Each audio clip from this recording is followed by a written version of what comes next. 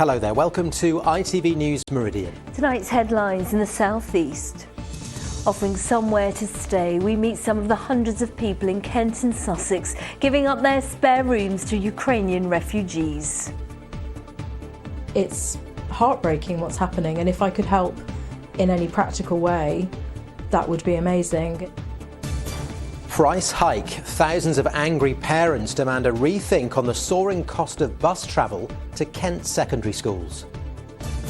Also tonight we report from a groundbreaking summit examining diversity and inclusion in sport. And passing the baton, school children across Brighton and Hove take part in a really special relay. Good evening. An English teacher, formerly from Brighton, has been forced to flee from Kyiv, fearing for the safety of his family. Dan Baker married a Ukrainian and has been living in the country for 5 years. The family are now in the city of Lviv, hoping to cross the border into Poland. But Dan says they will return to Ukraine one day, as Malcolm Shaw now reports. Complete gridlock at the moment, stuck on a motorway.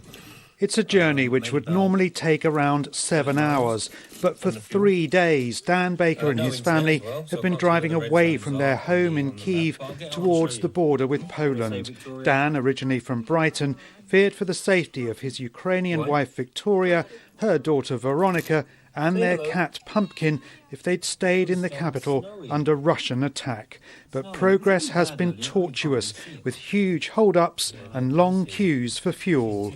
Going's been quite slow at times, but has got faster. With every major town that we pass, there's less people on the road. And even, we're in Lviv now, so about 50, 60 kilometres from the border. But we're going to hold up here for a couple of days just to regroup, repower, and have enough energy to get to the border.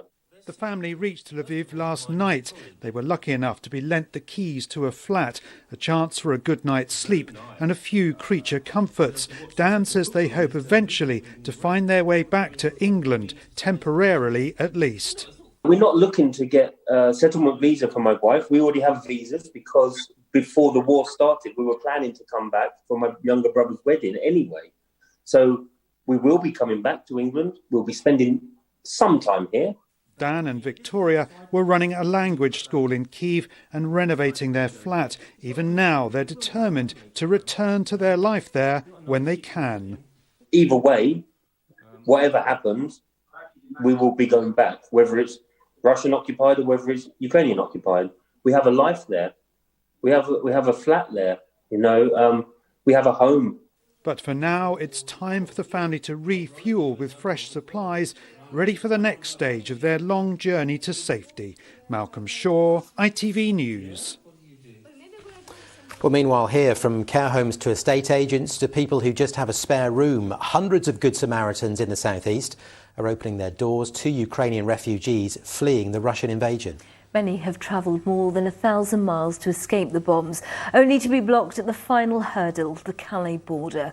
As of this morning, only 300 visa applications have been granted, with more than 17,000 applications to come to the UK still pending. Well, Kent MP Sir Roger Gale has hit out at the Home Office over delays. Joe Coshan has the story. Catherine is one of many across the southeast ready to welcome Ukrainian refugees into her home. It's warm here, and most importantly, it's safe. It's heartbreaking what's happening, and if I could help in any practical way, that would be amazing. And I think most people would feel the same way. We could easily get a couple and maybe a couple of kids in there. And look after them and help them, help them through a very difficult time. I actually work with children myself, and I can't imagine how traumatised some of these children must be.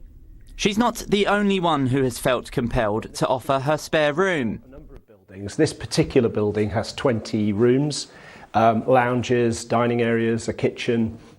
This is one of 150 rooms at 3 disused care homes across Sussex that are prepared to welcome families fleeing the war, even with the prospect of employment.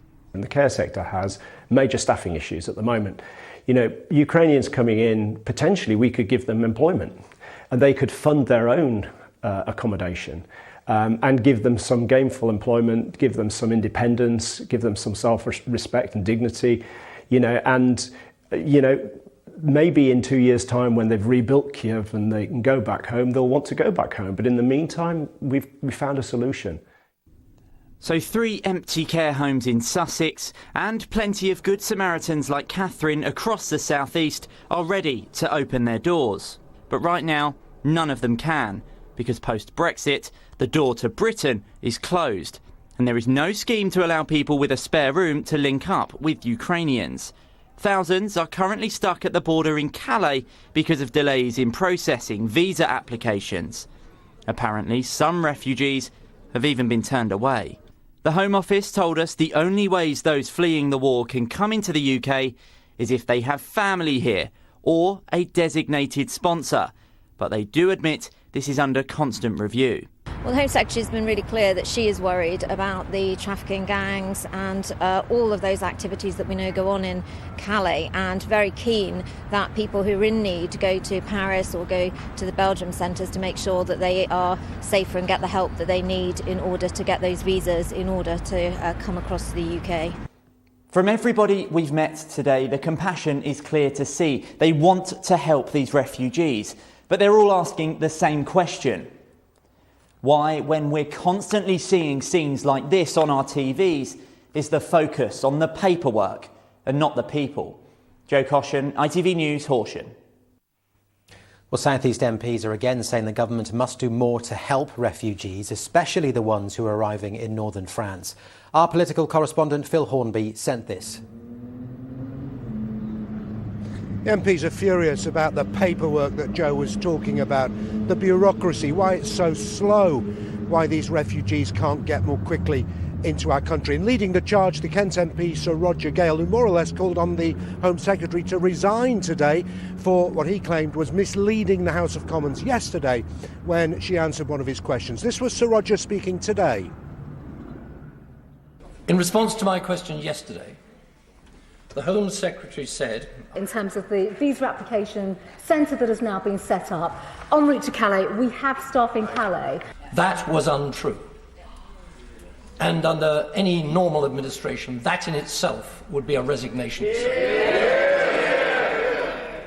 There is no visa centre at Lille yet. It's time the Home Office granted a visa waiver and allowed children and all of those adults with Ukrainian passports to come into the country now. And in a sign that Downing Street agree that it is all a bit of a shambles, a new government minister is being appointed tonight to try to sort the refugee crisis out. Phil Hornby reporting there. In other news, Kent's Police and Crime Commissioner is calling for a third Crown Court in the county after it was revealed that the pandemic has created a massive case backlog. And a recruitment drive is underway for magistrates who are also in seriously short supply. With more, John Ryle. COVID infection rates, lockdowns and the need for social distancing combine to create huge case backlogs in courts across the country. But Kent, where there's also a shortage of legal advisors, is the county with the biggest problem. We are at the top of an unenviable leaderboard for backlogs, so it's very serious here in Kent. Each individual case involves a number of people, not just one. There is a defendant who is waiting for their case to be dealt with, who may well be an innocent person accused of something they haven't done, hanging over their head for an enormous amount of time. There are those who've made the complaint, the complainants and victims of crime who are waiting for justice to be delivered, who are waiting to be able to move on. Kent's Police and Crime Commissioner says the only way out of the justice jam is the creation of a third Crown Court in the county, reducing the burden on Canterbury and Maidstone. Whether that is an extra Crown Court or it is an expansion of an existing one, I don't mind which. We just need the extra courtrooms and the extra court space so that we can do our best for victims and witnesses and suspects get their day in court. I think it's fundamental to us being able to maintain confidence in the justice system in Kent. Veteran Kent JP and short story writer Jill Fraser 20 years on the bench, urges people to think about becoming magistrates as a major new recruitment campaign gets underway. If you think that you can bring open-mindedness, a fair attitude to life, and also a commitment to doing your best for the people in front of you, then you should consider applying to be a magistrate. It's the biggest recruitment drive in the 600-year history of magistrates' courts, which deal with 90% of crime. But the only move that will really address the worsening backlog, say legal experts, is government funding for a new Crown Court. And on that, the jury is still out. John Ryle, ITV News. You're watching ITV News in the Meridian region. Coming up, the pristine first edition Harry Potter book that could be about to smash all records at auction. Well, for more on all of our stories, you can, of course, go to our website, itv.com/Meridian, and you can follow us on Facebook and on Twitter.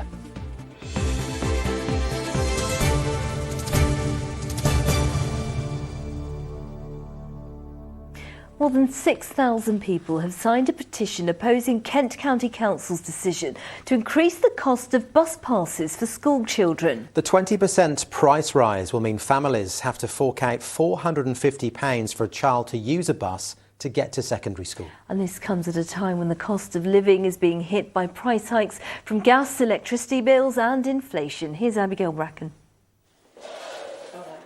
Lewis Fotheringham has an early start on school days. He's among 20,000 children in Kent who rely on a subsidised bus pass to get them to secondary school, and its cost keeps going up. Everyone's already feeling the pinch with the cost of living and things like that going up as well, but there's a lot of families in this area that just can't afford those prices, and so they send their kids to the nearest school which gets free transport, and that's out of county, that's in Surrey, it's not in Kent. So a lot of people are forced to choose a school they wouldn't normally choose because they get free transport. The standard Kent Travel Saver currently costs £370, but next academic year it will be £450, an increase of over 21%. Living in Edenbridge, where there are no mainstream secondaries, Lewis relies on his bus pass to get to school. I can see a lot of people's point of view that they don't want to pay more despite the fact that the services, they aren't being improved. And I think that is quite unfair. Now, more than 6,000 people have signed an online petition opposing the price rise. Kent County Council has told us that rising costs and increasing demands means that it's had to take tough decisions to balance the books. But it says that it's frozen the price of the Kent Travel Saver bus pass for children receiving free school meals. But those that don't qualify for a discount still pay less than a standard fare.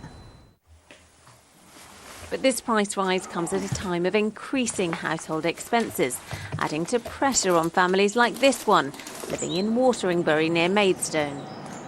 It will impact holidays, and we're cutting back on things when we go shopping at the moment. So this morning's breakfast was not my usual brand, and it tastes a bit like cardboard, but you do what you have to do. It will mean that we can't do as much as a family, we can't go out as much. It might mean that people switch to a train or just start getting lifts. So it's a big risk. A risk that campaigners hope the council will now rethink. Abigail Bracken, ITV News, Maidstone. And the ITV Evening News continues here at 6:30 with more Mary Nightingale. Coming up on the programme, an historic moment in the Commons as Ukraine's president addresses MPs. Just hours after his defiant video from the streets of Kyiv, Volodymyr Zelensky became the first head of state to talk directly to the chamber. But the refugee crisis grows. 2 million have now fled Ukraine. Is help coming from the West?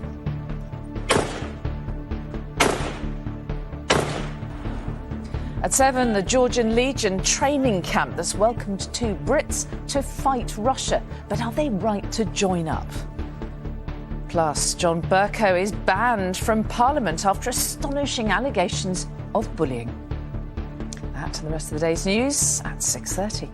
And 68 schools in Brighton and Hove are taking part in a baton relay. It aims to bring students and communities in the city together. The idea comes from the Queen's Baton Relay, which is currently taking place across the Commonwealth. The event in Brighton might be smaller, but the energy and enthusiasm is electric. Here's Tom Savides. Before they can get their hands on this, they have to do a bit of this. Students at Colddean Primary School in Brighton are given a bit of a warm-up session ahead of kicking off the baton relay. We are doing it to spread hope and collaboration. When the baton goes all around the 68 schools of Brighton, and it's going to come back to us, we're going to have a bit of like a party. Hope, collaboration and solidarity. And why do you think that's important? Because people haven't been very happy in lockdown, and they really want a chance to get outside. And they're off. As they head to the next school, they hand each other the baton. It will make its way to 68 schools, bringing students and communities together. It's been a challenging couple of years for everyone. Our children have had 2 lockdowns, and then we're in bubbles, and also schools have felt quite disconnected as well. So we thought we took inspiration from the Queen's Baton. The children of Colddean Primary School came up with the idea for the images on this baton, which represent Brighton. For example, you have beach huts, the sea, the pavilion, and of course, chips and ice cream. The event in Brighton and Hove has been inspired by the Queen's Baton Relay, which is making its way around the Commonwealth. After half an hour's walk, the students of Colddean Primary arrive at Brighton Aldridge Community Academy. Cheers erupt as the baton is handed over for its second leg of the relay. It will return to Colddean in July.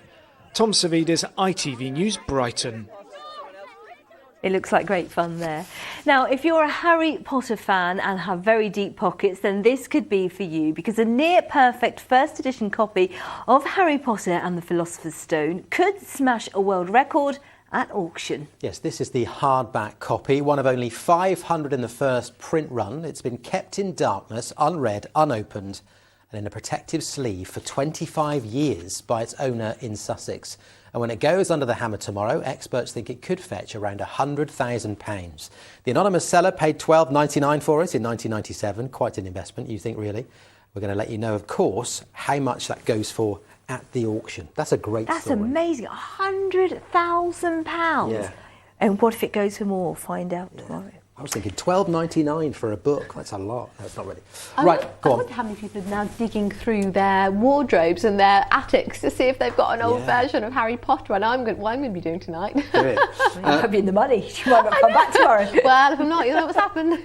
Before you do, while we've got you, let's get our money's worth. So today, fresh, crisp, a little bit chilly, but quite nice in the main, wasn't it? Yeah, well, so much sunshine. I think that's been the main thing, and it's so nice to see, isn't it? I've got a satellite picture here for you, and it's actually a colour satellite picture for a bit of a change. So this is a NASA Worldview satellite. If you fancy looking it up online, you can take a look at colour satellites anywhere in the world. What you can see here is in the west, you've got that sort of stripe of cloud through Northern Ireland, the southwest, but for us, a lot of sunshine out there, barely a cloud in the sky, although we have had a little bit more just filtering in. So we're the blue bit, are we? We are. So can you see, I feel like I need to get up and point to it. There's a faint outline, isn't You should be able to see, so you can see the shape of the UK there. Oh, right, You can see, yes. sorry, I'm probably so used to looking at them, I sort of see them really easily. But yeah, you've got the UK there, you've got your cloud in the west, and then across us, you can basically just see Kent and Sussex with nothing over the top of us because there has been no My cloud. director said, Should I take a look? See. Should we take a look at some photos that are a little bit more accessible for everyone? This is Liam Kenwood, Maidstone, sunshine here, more sunshine in Hastings, looking glorious there. And yeah, for all of us, lovely bright skies, but it has been a bit chilly, it has been a bit breezy as well. Some sea on that picture, did you see that? By the time now, here's Holly.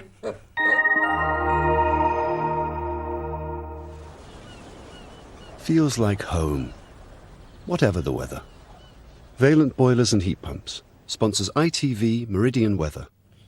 Well, plenty of sunshine around for today, and I think tomorrow again is a bright story, although perhaps a bit more cloud around at times than today, but still some sunny spells. A breezy day once again, and just that shade milder. Today was milder than yesterday, tomorrow is milder than today. So we have got a weather front affecting us, but it's a pretty weak affair. It might bring an isolated shower. Tomorrow, we've got a weather front typically out to the west. It shouldn't really bring any weather. Thursday, I think the cloud may well increase. And then on Friday, this cold front is likely to start bringing some outbreaks of rain. So a bit of a different look, I think, on Friday. At the moment, though, well, 1 or 2 showers, but I think, generally speaking, they're fairly few and far between. Some cloud around as we head through the night tonight. It will come and go, I think, a little bit. We keep this southerly or southeasterly breeze blowing, and temperatures stay higher than we saw last night, so typically around about 7 or 8 degrees.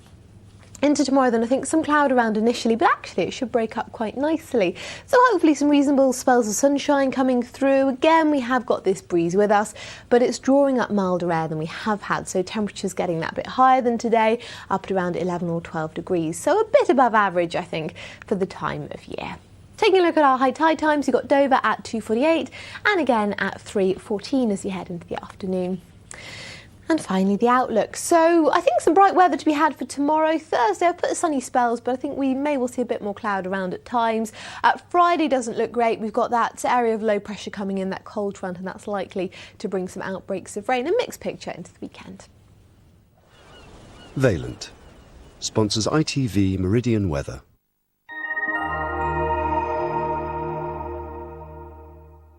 To be fair, those maps were easier to see. They were, weren't they? And Holly just explained it all to me, so I'm in the clear now. We're all good. That's it from us. The ITV Evening News is, of course, coming up next with Mary Nightingale. Matt has your late update. Join him later. See you tomorrow. Thanks. Bye-bye. Bye-bye.